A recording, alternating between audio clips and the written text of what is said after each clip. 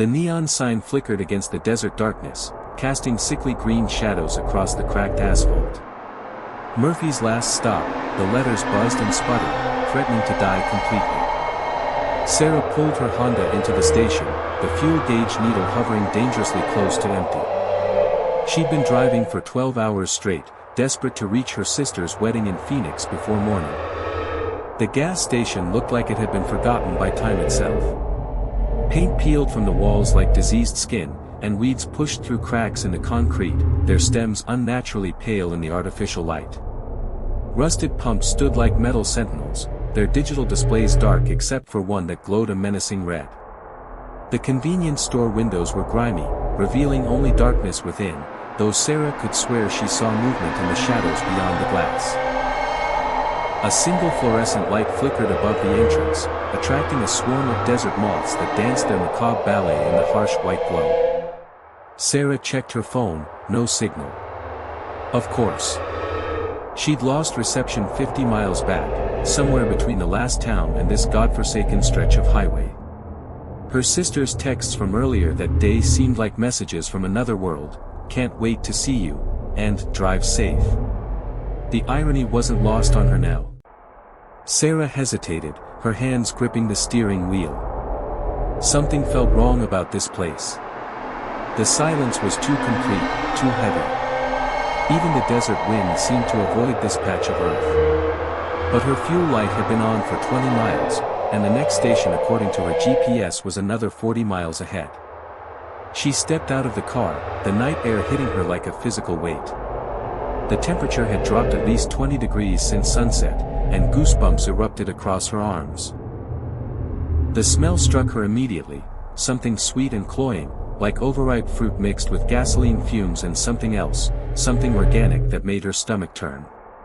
It reminded her of the time she'd discovered a dead cat under her childhood home's porch, all bloated and crawling with maggots. The silence was absolute except for the electric hum of the neon sign and the distant howl of coyotes. Even her footsteps seemed muffled, as if the very air was absorbing sound. She approached the single working pump, its red glow casting her shadow long and distorted across the ground. The shadow seemed to move independently, writhing and shifting in ways that made her dizzy. The pump handle was sticky, covered in what looked like tar but felt organic, almost alive. It pulsed under her fingers like a heartbeat, warm and wet despite the desert cold. Sarah grimaced and wiped her hands on her jeans, leaving dark stains that seemed to spread of their own accord. She inserted her credit card with trembling fingers. The machine wheezed to life, its screen displaying a message that made her blood run cold: "Pay inside. Attendant required." Behind her, she heard the soft scrape of something being dragged across concrete. When she turned, there was nothing there, just empty desert stretching to the horizon. But the sound had been real, she was certain of it. The kind of sound a body might make if someone were pulling it across rough pavement. The convenience store door chimed as she entered, a cheerful sound that seemed obscene in the oppressive atmosphere. The interior was a maze of shelves stocked with items that looked decades old. Candy bars with faded wrappers, soda bottles covered in dust, and magazines with headlines about events she vaguely remembered from her childhood. The dates on the newspapers were from 1987, 1994, 2001, scattered across decades like archaeological layers. Dust motes danced in the weak light, and the air tasted metallic, coating her tongue with an unpleasant residue. The fluorescent bulbs overhead buzzed with an irregular rhythm, sometimes dimming to almost nothing before surging back to painful brightness. In the brief moments of darkness, Sarah could swear she saw shapes moving between the shelves, tall, thin figures that vanished the instant the lights returned. The smell was worse inside. Sweet decay mixed with something chemical, something that burned her nostrils and made her eyes water. She covered her nose with her sleeve and tried to breathe through her mouth, but that only made it worse. The taste of rot flooded her senses. "Help you?" The voice came from behind the counter, though she hadn't seen anyone there when she entered. The attendant was impossibly thin, his skin pale as moonlight and stretched tight over sharp bones. His uniform was stained with dark patches that could have been oil or blood, and his name tag read Murphy in faded letters. His eyes were the color of old pennies, and when he smiled, his teeth seemed too numerous, too sharp. Sarah noticed his hands first, or what should have been hands. His fingers were too long, with too many joints, and they ended in what looked like blackened claws. The skin was mottled and discolored, as if he'd been dipping them in acid or something worse. When he moved, she could hear a wet, sucking sound, like flesh pulling away from bone. "I need gas," Sarah managed, her voice barely above a whisper. The words seemed to stick in her throat, and she had to force them out. "Pump 4. The attendant's smile widened, stretching his face in ways that human faces shouldn't stretch. "Of course, darling. Traveling far?"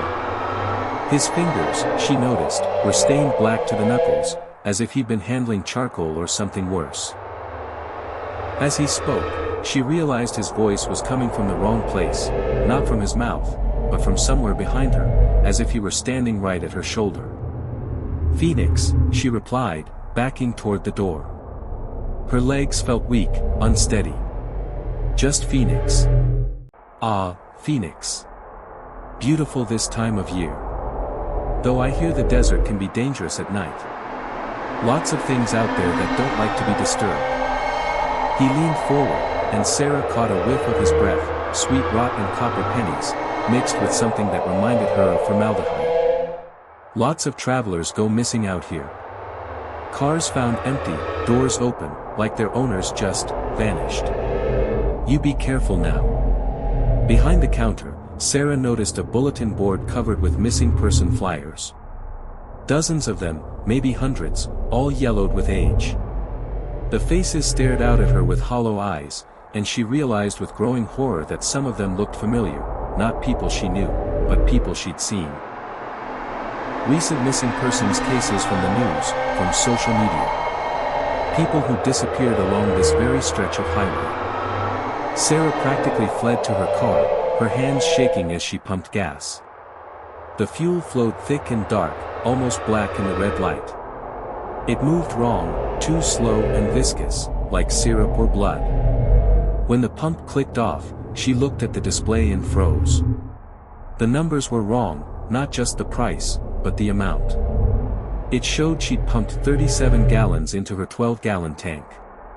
She yanked the nozzle out, gasoline splashing onto her shoes. The liquid was wrong, too thick, too dark, and it moved with an unnatural fluidity, like it was alive. Where it touched the ground, the asphalt began to bubble and smoke, releasing a noxious vapor that made her eyes burn. The substance wasn't gasoline at all, she realized with growing terror. It was something else entirely, something that had been masquerading as fuel. The convenience store door chimed again, though she was certain she'd heard no one enter or leave. Through the grimy windows, she could see the attendant watching her, his penny-colored eyes reflecting the red glow of the pump. But now there were others with him, tall, thin figures that seemed to blend with the shadows, their faces hidden but their presence unmistakable. Sarah dove into her car and turned the key. The engine coughed, sputtered, then roared to life with a sound like screaming metal. Black smoke poured from the exhaust, and she could feel the car shuddering beneath her as if it were in pain. She threw it into drive and pressed the accelerator, desperate to escape this nightmare place. But the car wouldn't move forward. The engine revved, the wheels spun, but she remained stationary. In her rearview mirror, she saw the attendant emerge from the store, walking toward her with deliberate, measured steps. His limbs seemed to bend in ways that human joints shouldn't allow, and his shadow stretched impossibly long behind him. As he approached, she could see that his feet weren't touching the ground, he was floating, gliding across the asphalt with supernatural grace. Other figures emerged from the darkness around the station. They materialized from behind the pumps, from the shadows of the building, from the empty desert itself. All of them tall and thin, all of them wrong in ways that made her mind recoil. They moved in perfect synchronization, like a choreographed dance of the damned. Sarah looked down at her fuel gauge and screamed. The needle was moving backward, the tank emptying itself as she watched. But that wasn't the worst part. The worst part was what was filling the passenger seat beside her. A thick, black liquid was seeping up through the upholstery, forming shapes that looked almost like hands, like faces. The sweet, rotting smell was overwhelming now, and she realized what she'd been smelling all along: decomposition, decay, death itself. The substance was moving with purpose, reaching for her with finger-like tendrils that dripped and pulsed with malevolent life. As the liquid rose higher, she began to see images within it, faces of the missing, their eyes wide with terror, their mouths open in silent screams. They were still alive, she realized with horror. Somehow, impossibly, they were still alive within this nightmare substance, trapped and conscious and suffering. The attendant tapped on her window with one impossibly long finger. "Having trouble, darling?" His voice was muffled by the glass, but she could hear the amusement in it. "Engine problems are so common out here. Something about the fuel, I think. It's been collecting down there for so long, getting stronger, getting hungrier." Through the window, she could see his face clearly now.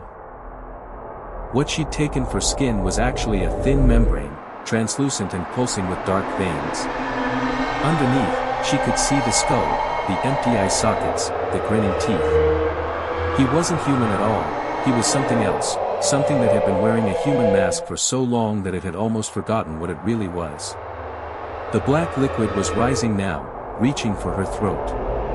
Sarah clawed at the door handle, but it wouldn't budge. The metal was hot to the touch, burning her fingers.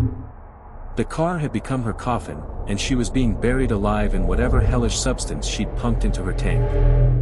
"Don't struggle," the attendant said, his voice now coming from inside the car, though his lips weren't moving. The sound seemed to emanate from the liquid itself, from the faces trapped within it. "It's so much easier if you don't struggle. We've been waiting so long for someone to stop. So very long. The hunger has been growing, you see. Growing and spreading. Soon, we'll have enough to move on, to find new hunting grounds." Sarah's vision began to blur as the liquid reached her chin. She could feel it probing at her mouth, her nose, seeking entry. In her final moments, she understood. This wasn't a gas station, it was a trap, a feeding ground for something that had been hungry for far too long. The fuel wasn't gasoline at all, but something far worse, something that had been collecting in underground tanks for decades, waiting for the perfect moment to claim its next victim. The substance was intelligent, she realized.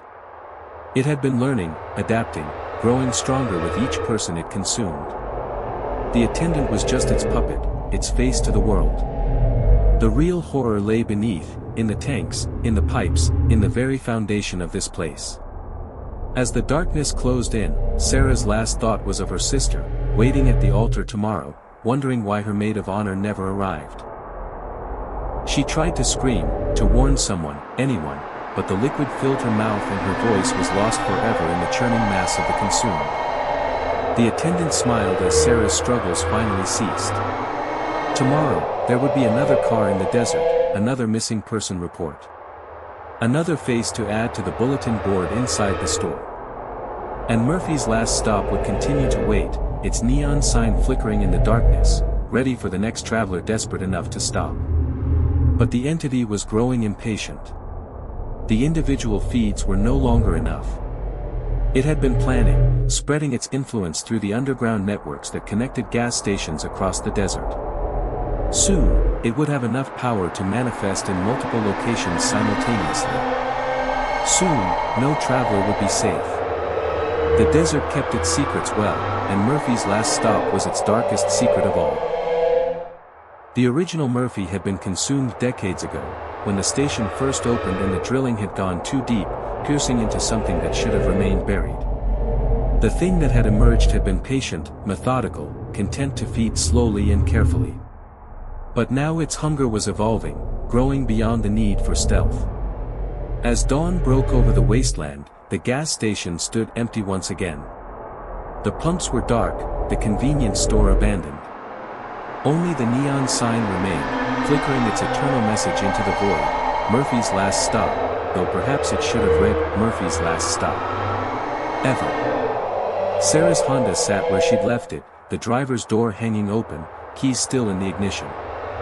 By afternoon, a highway patrol officer would find it, just another abandoned vehicle in a region notorious for them. They'd add her to the missing persons list, file their report, and move on. They always did. But deep underground, in the network of pipes and tanks that spread like veins beneath the desert floor, something stirred. Sarah's essence, her memories, her very soul now added to the collective that pulsed and writhed in the darkness. She was aware, horribly aware, of what she'd become part of. And she knew, with absolute certainty, that she wouldn't be the last. The sign flickered once more, and for just a moment, the letters seemed to rearrange themselves. Murphy's last stop became Many Lost Souls Trapped. Then it returned to normal, waiting for the next victim to read its innocent message and pull over for what they thought would be a simple fill-up. The desert was patient. The desert was hungry. And Murphy's last stop was always open. Marcus pulled into the parking lot of Riverside Gas and Go at 10:47 p.m., 3 minutes before his shift started. The fluorescent lights buzzed overhead, casting harsh shadows across the empty lot. He'd been working the night shift for 2 weeks now, and something about this place still made his skin crawl. Maybe it was the way the lights flickered at exactly 2:33 a.m. every night, or how the security cameras sometimes showed figures that weren't there when he looked with his own eyes. The previous night shift worker, Danny, had quit without notice. Just left a scribbled note that said, "I can't do this anymore," and never came back. Management was desperate enough to hire Marcus on the spot, no questions asked. Now he understood why. The bell above the door chimed as he entered, and the familiar smell of stale coffee and cleaning chemicals hit him. The store was empty except for old Pete behind the counter, counting the till with shaking hands. "Evening, Marcus," Pete said without looking up. "Quiet night so far. Nothing unusual." But his voice carried a tremor that suggested otherwise. "Same routine as always?" Marcus asked, taking the keys from Pete's outstretched hand. The metal was ice cold despite the warm night. "Same routine," Pete confirmed, grabbing his jacket. "Lock up at dawn, restock the coolers, and..." He paused, looking Marcus directly in the eyes.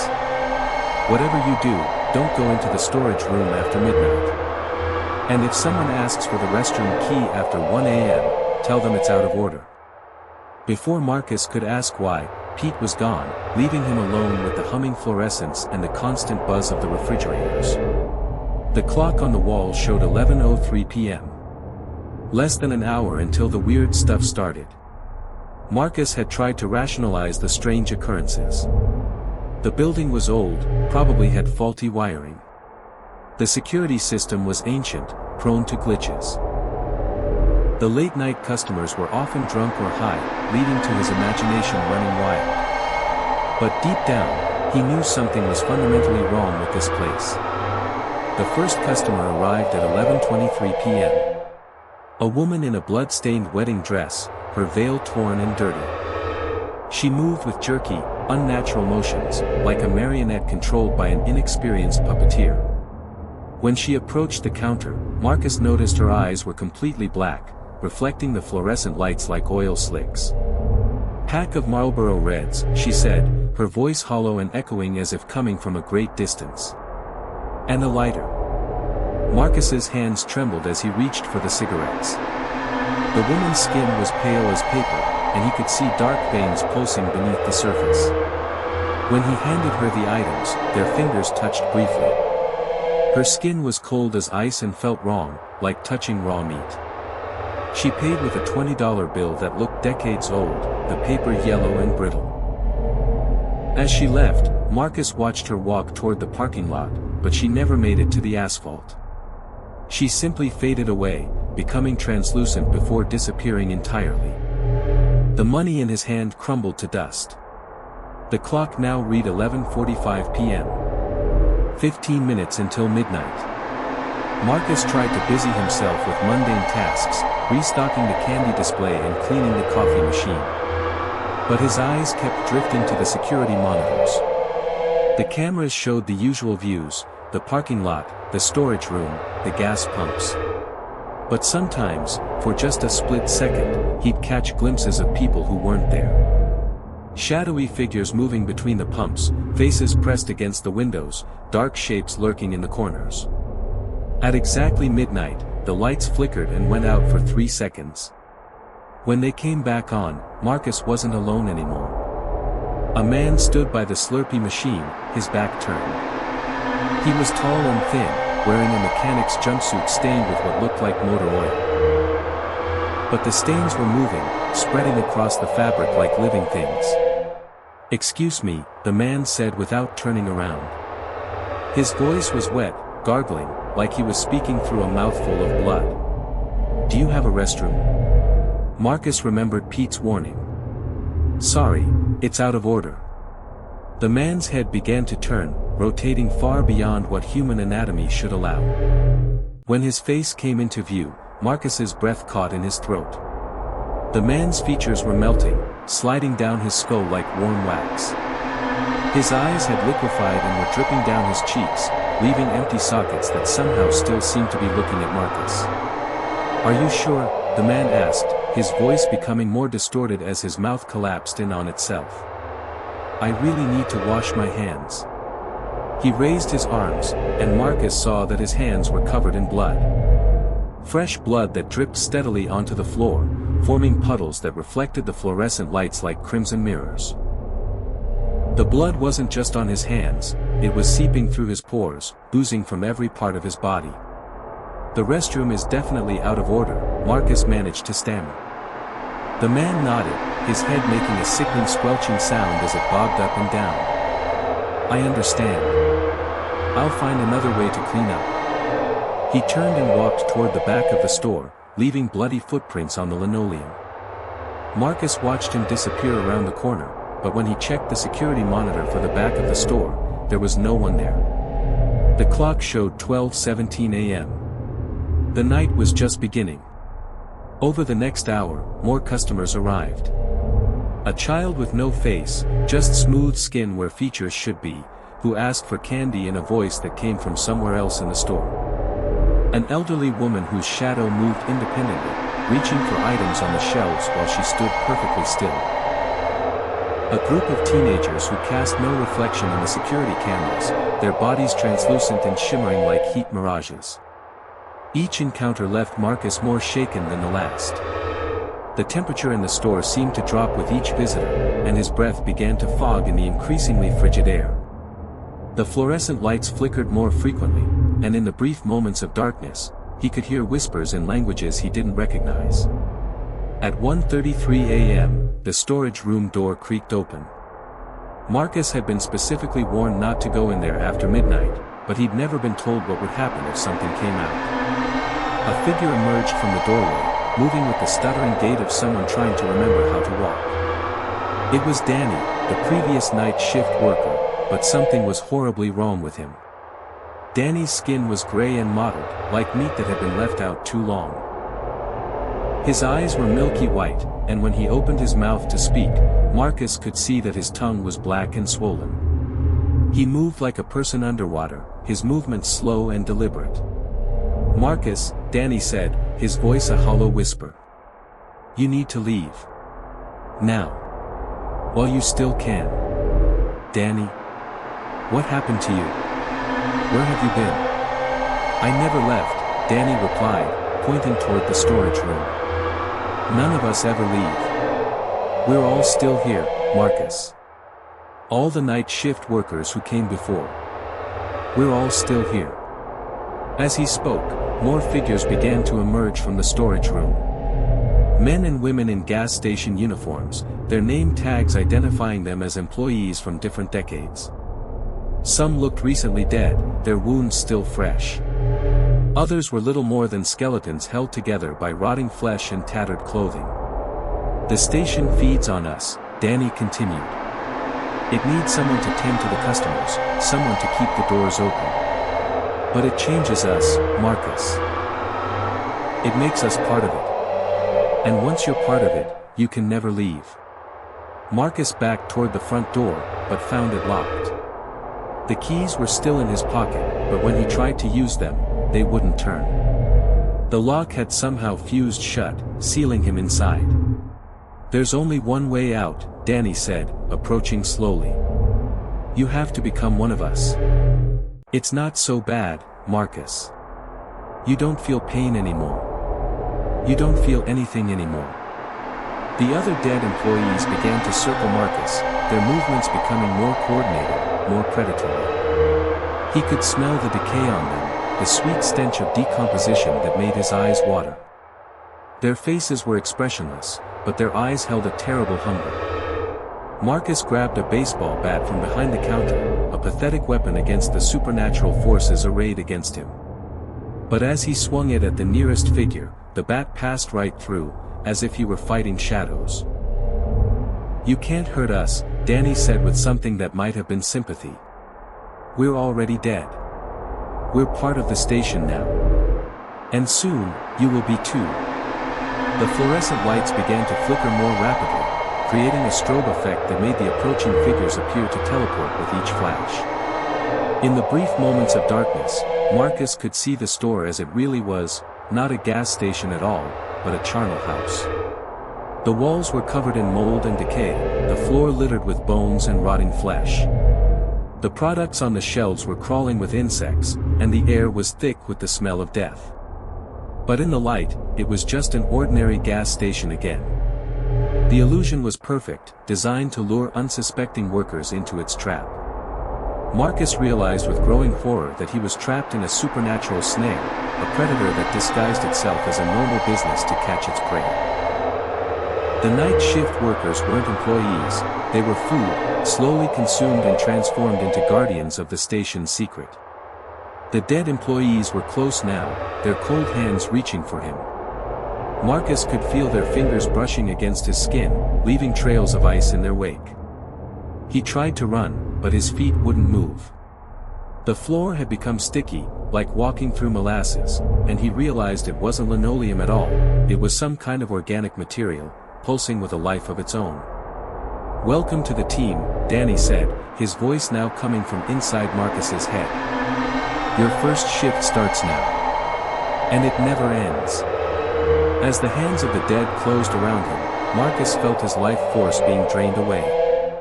His vision blurred, his breathing slowed, and the world began to fade to black. But even as consciousness left him, he remained aware. He could feel himself changing, becoming something else, something that would serve the station's eternal hunger. The next morning, a new employee would arrive for training. The management company would brief him on the simple duties: work the night shift, keep the store clean, serve the customers. They wouldn't mention the previous employee who'd quit without notice, leaving only a scribbled note that said, "I can't do this anymore." And the cycle would begin again. Marcus now stood behind the counter, counting the till with shaking hands. His skin was gray and mottled, his eyes milky white. When the new employee arrived, Marcus would give him the same warnings Pete had given him: don't go into the storage room after midnight, and if someone asks for the restroom key after 1 a.m., tell them it's out of order. But he knew it wouldn't matter. The station was patient. The station was hungry. And the station always got what it wanted. The clock on the wall showed 6:47 a.m. Almost time for the day shift to arrive. Marcus would retreat to the storage room then, joining the others in their eternal vigil. They would wait in the darkness, plotting and planning, until the sun set and the night shift began again. After all, someone had to serve the customers. Someone had to keep the station running. And at Riverside Gas & Go, customer service was forever. Emma's car sputtered to a stop on the side of Interstate 77, the fuel gauge needle buried deep in the red zone. The August heat shimmered off the asphalt in waves, and sweat already beaded on her forehead despite the air conditioning that had died 20 miles back. She grabbed her phone to call for help, but the screen showed no signal bars, just the dreaded "no service" message that seemed to mock her predicament. Through the heat haze, she spotted Salvation, a gas station about a quarter mile ahead. The sign was barely visible, weathered and faded, but she could make out the words, "Crossroads Service." It looked ancient, like something from the 1960s that had been forgotten by time and progress. Emma locked her car and began the long walk down the highway. The heat was brutal, and by the time she reached the station, her clothes were soaked with perspiration. Up close, the place looked even more decrepit. The paint was peeling, the windows were grimy, and several of the gas pumps looked like they hadn't worked in decades. But one pump glowed with a soft blue light, and the sign above it read, "Self-service available 24/7. The convenience store attached to the station was dark except for a single light in the back. Emma tried the door and found it unlocked. A bell chimed as she entered, but the sound was wrong, too deep, too resonant, like a church bell tolling in the distance. "Hello?" she called out. "Is anyone here?" The silence stretched on for several seconds before a voice answered from the shadows. "Welcome to Crossroads Service. How can I help you today?"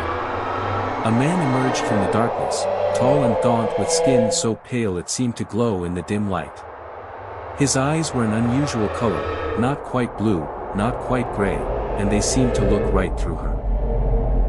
He wore a mechanic's uniform with a name tag that read Earl, but the fabric looked decades old, and there were dark stains on it that could have been oil or something worse. "My car ran out of gas about a quarter mile back," Emma explained. "I need to buy a gas can and some fuel." Earl's lips curved into a smile that didn't reach his eyes. "Of course. We have everything you need. But I'm afraid our regular gasoline is temporarily unavailable. We do have a special blend, though. Very effective. Most customers find it transformative." He led her to a shelf where several red gas cans sat dusty and unused. Emma picked one up, noting that it was surprisingly heavy for an empty container. When she shook it, she could hear liquid sloshing inside. "This one's already full," she said. "Pre-filled for your convenience," Earl replied. "That's our special blend I mentioned. It's quite unique, we make it ourselves using a proprietary process. Very few stations carry anything like it." Emma examined the can more closely. The liquid inside was dark, almost black, and when she held it up to the light, she could see it moving with an unnatural fluidity. It reminded her of oil, but thicker, more viscous. "What exactly is in this special blend?" she asked. Earl's smile widened. "Trade secret, I'm afraid. But I can guarantee it will get your engine running like never before. In fact, most customers find that after using our fuel, they never need to fill up anywhere else again." Something about his tone made Emma uncomfortable, but she was stranded and desperate. The sun was setting, and she had no desire to spend the night on the highway. "How much?" "For you. $20. Cash only." Emma paid and carried the gas can back to her car. The weight of it seemed to increase with each step, and by the time she reached her vehicle, her arms were burning with the effort. She unscrewed the gas cap and began pouring the dark liquid into her tank. The fuel didn't pour like normal gasoline. It flowed slowly, deliberately, almost like it was alive. When it hit the bottom of the tank, she could hear a strange bubbling sound, and the car began to vibrate slightly. The smell that rose from the tank was unlike anything she'd ever encountered, sweet and cloying, but with an underlying scent of decay. Emma got behind the wheel and turned the key. The engine turned over immediately, but the sound was all wrong. Instead of the familiar hum of her Honda's four-cylinder engine, she heard something deeper, more organic. It sounded almost like breathing, or a heartbeat. She put the car in drive and pulled back onto the highway. The vehicle moved smoothly, but there was something different about the way it handled. The steering felt heavier, more responsive, as if the car was anticipating her movements. When she pressed the accelerator, the engine responded with an eagerness that bordered on hunger. As the miles passed, Emma began to notice other changes. The dashboard lights were brighter than usual, casting an eerie glow throughout the interior. The radio, which had been broken for months, suddenly crackled to life. But instead of music or talk shows, it emitted a low, rhythmic pulsing that seemed to match the engine's unusual rhythm. She tried to change the station, but the dial wouldn't turn. The pulsing grew louder, more insistent, and Emma realized it was starting to affect her heartbeat. Her pulse began to synchronize with the sound, and she felt a strange tingling sensation spreading through her body. The gas gauge, which should have shown a quarter tank after her fill-up, was reading completely full. More disturbing still, the needle was slowly creeping past the def mark, as if the tank was somehow generating more fuel than it could hold. Emma tried to tell herself it was just a faulty gauge, but deep down she knew something was fundamentally wrong. The fuel she bought wasn't gasoline at all, it was something else, something that was changing her car in ways she couldn't understand. As darkness fell, the changes became more pronounced.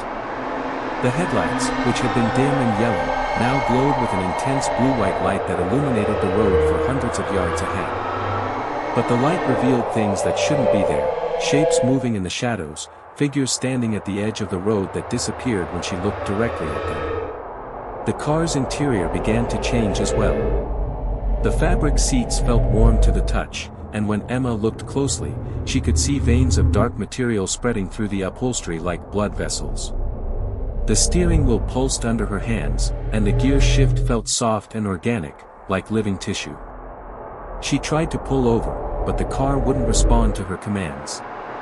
The steering wheel turned on its own, keeping her on the highway despite her efforts to exit. The brake pedal felt spongy and unresponsive, and when she pressed it, she could hear what sounded like a low moan coming from beneath the hood. The radio's pulsing grew louder, and Emma realized that the sound was coming from inside her own head now. Her thoughts were becoming cloudy, difficult to focus. She felt drowsy despite the adrenaline coursing through her system, and her eyelids began to grow heavy. As she fought to stay awake, Emma became aware of a presence in the car with her. She could feel something watching her from the back seat, but when she looked in the rearview mirror, she saw only her own reflection. But even that was wrong, her eyes were different, darker, reflecting the dashboard lights like an animal's eyes in the dark. The car began to accelerate on its own, the speedometer climbing past 80, then 90, then 100 miles per hour. The engine's breathing grew more rapid, more excited, as if it was feeding on the speed. Emma tried to slow down, but the accelerator was stuck to the floor, and she could feel the pedal pulsing against her foot like a living thing. Through the windshield, she could see that the road ahead was changing. The asphalt was becoming softer, more organic, rippling like water or flesh. The yellow lines were pulsing with the same rhythm as the radio, and she realized that the highway itself was alive, part of the same organism that had invaded her car. The transformation was spreading to Emma as well. She could feel the dark fuel's influence seeping into her bloodstream, changing her at a cellular level. Her skin was becoming paler, more translucent, and she could see dark veins spreading beneath the surface. Her heart was beating in sync with the engine now, and she wasn't sure where the car ended and she began.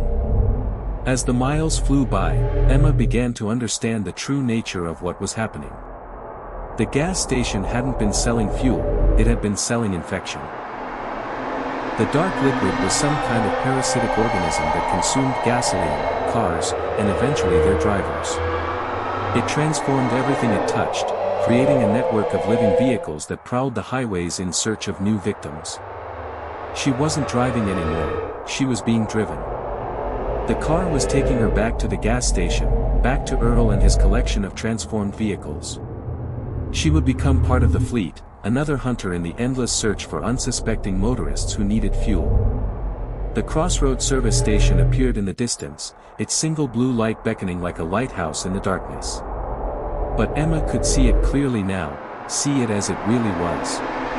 The building was alive, pulsing with the same rhythm as her heart and the engine. The gas pumps were feeding tubes, and the dark fuel flowed through them like blood through arteries. Earl was waiting for her in the parking lot, his pale face glowing in the blue light. Around him stood dozens of other figures, drivers who had made the same mistake Emma had, who had accepted the special blend and become part of the organism's growing network. As her car pulled itself into the station, Emma felt the last of her humanity slipping away. The transformation was nearly complete now. Her skin was translucent, her eyes were dark pools that reflected the blue light, and her heartbeat had synchronized completely with the engine's rhythm. "Welcome back," Earl said as she stepped out of the car. But Emma realized she hadn't chosen to get out. The car had ejected her, like a body rejecting a foreign object. She was no longer the driver, she was part of the fuel system now, another component in the organism's vast network. The next morning, another stranded motorist would discover the Crossroads service station. They would meet Earl, buy a gas can full of the special blend, and begin their own transformation. The cycle would continue, the network would grow, and the highways would claim another victim. Emma took her place among the other attendants, her pale face reflecting the blue light as she waited for the next customer. She could feel the collective consciousness of the organism flowing through her, connecting her to every car, every driver, every gas station in the network. And somewhere out there, another car was running out of fuel, another driver was scanning the horizon for salvation. The highways were vast, full of opportunities, and the network was always hungry for new fuel. After all, everyone needed to fill up eventually. And at Crossroads Service, they had exactly what you needed, whether you wanted it or not. Mile 47. Jake had been driving for 6 hours straight when he saw the sign, Mile 47 Gas and Snacks, last stop for 200 miles. The remote Montana highway stretched endlessly ahead, disappearing into the darkness beyond his headlights. His fuel gauge hovered just above empty, and the nearest town according to his GPS was still 3 hours away. He pulled into the gravel lot, his tires crunching on the loose stones. The gas station looked like it had been built in the 1970s and never updated, all wood paneling and rust-stained metal siding. A single overhead light cast a sickly yellow glow over 2 ancient gas pumps, and the windows of the attached convenience store were dark except for a dim light flickering somewhere in the back. Jake got out of his truck and stretched, his back aching from the long drive. The night air was crisp and thin, carrying the scent of pine trees and something else, something sweet and rotten that made his stomach turn. He inserted his credit card into the pump, but the machine beeped angrily and displayed a message, "See cashier inside." The convenience store's door was heavy and warped, requiring a hard push to open. Ancient hinges squealed in protest, and Jake was hit by a wave of stale air that tasted of dust and decay. The interior was a maze of shelves stocked with expired products, candy bars from the 1980s, sodas with rusted cans, and magazines with yellowed pages featuring long-dead celebrities. Behind the counter sat an enormously fat man wearing a grease-stained shirt that barely covered his massive belly. His skin was pale and waxy, like candle wax that had been left too long in the heat. When he looked up at Jake, his eyes were small and dark, almost lost in the folds of his face. "Evening," the man wheezed, his voice like air leaking from a punctured tire. "Need gas?" "Yeah, Pump 2 isn't taking my card," Jake replied, trying not to stare at the man's grotesque appearance. "Credit card reader's been broken for years," the man said, pulling himself up from his chair with obvious effort. "Cash only. But don't worry, we got a special deal tonight. Fill up your tank for just $20. Jake raised an eyebrow. $20 for a full tank? That's impossible. The man's lips stretched into what might have been a smile, revealing teeth that were black and rotten. It's a promotional price. We're trying to drum up business. Not many folks come through here anymore. Something about the man's tone made Jake uneasy, but $20 for a full tank of gas was too good to pass up. He handed over the money and watched as the man waddled toward the back of the store. I'll turn on the pump from back here, the man called out. Just fill her up and you're good to go. Jake returned to his truck and began pumping gas. The fuel flowed normally at first, but as his tank filled, he noticed something odd. The liquid coming out of the nozzle was darker than usual, almost black in the dim light. It had a strange consistency too, thicker than gasoline, more viscous. When the pump clicked off, Jake looked at the display. According to the machine, he'd pumped 37 gallons into his 20-gallon tank. That was impossible, but before he could process this information fully, he heard a sound that made his blood run cold. It was laughter, high-pitched, manic laughter coming from inside the convenience store. But it wasn't the fat man's wheezing voice. This was something else, something that sounded barely human. Jake quickly replaced the gas cap and hurried to his truck. As he turned the key, the engine coughed and sputtered before finally catching. But the sound was wrong. Instead of his truck's familiar rumble, the engine made wet, organic noises, like something breathing or chewing. He backed out of the parking lot as quickly as possible, his headlights sweeping across the convenience store's windows. For just a moment, he saw something that made him slam on the brakes. The fat man was standing at the window, but he wasn't alone. Behind him, pressed against the glass, were dozens of pale faces, men, women, and children with dark, hollow eyes and gaping mouths. Jake floored the accelerator, spraying gravel as he peeled out of the lot. In his rearview mirror, he saw the faces at the window watching him go, their mouths moving in unison as if they were chanting something. As he drove, Jake tried to rationalize what he'd seen. He was tired, stressed from the long drive. His imagination was playing tricks on him. But deep down, he knew something was terribly wrong. The gas station had felt like a trap, and he'd walked right into it. The truck's behavior grew more erratic with each passing mile. The engine's breathing sounds became more pronounced, and Jake could swear he felt the vehicle's heartbeat through the steering wheel. The fuel gauge, which should have shown a full tank, was fluctuating wildly, sometimes reading empty, sometimes showing impossible levels beyond full. Worse still, the truck seemed to be developing a mind of its own. The steering wheel would twitch under his hands, trying to turn toward side roads Jake had no intention of taking. The accelerator would stick, forcing him to ride the brakes to maintain a safe speed. And the radio, which had been playing country music, now emitted only static punctuated by what sounded like whispers in a language he didn't recognize. Jake tried to pull over to inspect the truck, but every time he attempted to stop, the vehicle would lurch forward as if controlled by an invisible force. The brakes felt spongy and unresponsive, and the steering wheel vibrated with an organic pulse that seemed to match his own heartbeat. As the miles passed, Jake began to notice changes in himself as well. His skin was becoming pale, almost translucent, and dark veins were visible beneath the surface. His breathing had synchronized with the engine's rhythm, and he could taste something metallic in his mouth, something that reminded him of blood and rust. The truck's interior was transforming too. The fabric seats had taken on a slimy texture, and the dashboard was covered in a thin film of moisture that glowed faintly in the darkness. When Jake wiped his hand across it, the substance felt warm and sticky, like saliva or mucus. The realization hit him like a physical blow: the gas he'd bought wasn't fuel at all. It was something alive, something that was consuming his truck from the inside out and transforming it into something else entirely. And it was changing him too, turning him into a component of whatever nightmare machine his vehicle was becoming. Jake's vision began to blur, and he found it increasingly difficult to focus on the road ahead. The highway seemed to stretch and warp, becoming less like asphalt and more like living tissue. The yellow lines pulsed with the same rhythm as his heartbeat, and he realized that the road itself was part of the organism that had infected his truck.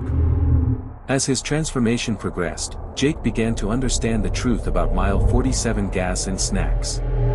It wasn't a gas station at all, it was a feeding ground, a place where the organism lured unsuspecting travelers to consume their vehicles and add them to its growing network. The fat man behind the counter was just another victim, transformed long ago into a component of the system.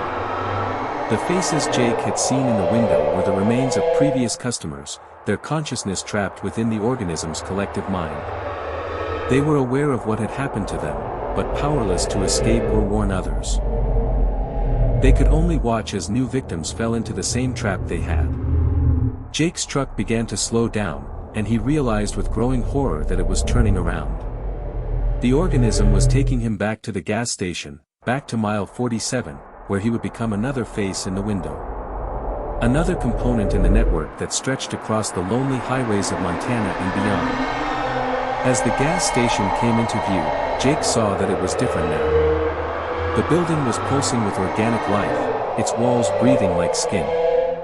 The gas pumps were feeding tubes, and dark liquid flowed through them like blood through arteries. The fat man was still behind the counter, but now Jake could see him clearly. His body was fused with the building itself, his flesh merged with the walls and floor. Jake's truck pulled into the same parking spot he'd occupied earlier, and the engine died with a final, shuddering breath. As he sat there, paralyzed by the organism's influence, he felt his consciousness beginning to merge with the collective. He could sense the thoughts and memories of hundreds of other victims, all trapped within the network's terrible embrace. The fat man waddled out of the store, his face splitting into that same rotten smile. "Welcome back," he wheezed. "Time to take your place in the family." Jake tried to scream, but no sound came out. His throat had sealed shut, and he could feel his larynx dissolving as the organism continued its work. His skin was becoming translucent, revealing the dark network of veins that now carried the organism's essence instead of blood. As the transformation completed, Jake felt his individual consciousness fading away. He was becoming part of something larger, something that spanned thousands of miles of highway and connected dozens of remote gas stations across the country. He could sense other feeding grounds, other victims being consumed at this very moment. The organism was patient and methodical, content to wait for travelers who needed fuel. It had been growing for decades, spreading its influence one gas station at a time. Soon, it would control every remote stop along America's highways, and no driver would be safe from its hunger. Jake's body merged with the truck's interior, his flesh becoming part of the seats and dashboard. His eyes remained functional, able to see but not to close or look away. He would spend eternity watching the road, waiting for the next victim to arrive at mile 47 gas and snacks. The fat man returned to his post behind the counter, settling back into his chair with a satisfied grunt. The gas station returned to its normal appearance, just another roadside stop in the middle of nowhere. The pump stood ready, the prices were competitive, and the sign still promised, "Last stop for 200 miles." And somewhere out there, another driver was running low on fuel, scanning the horizon for salvation. The highways were vast and lonely, full of opportunities for the organism to feed. And at mile 47, they had exactly what every traveler needed, whether they wanted it or not. After all, everyone had to stop for gas eventually. And once you filled up at mile 47, you never left. You just became part of the family, part of the network that stretched across the country like a vast, living web. The organism was patient. The organism was hungry. And the organism was always growing, one gas station at a time.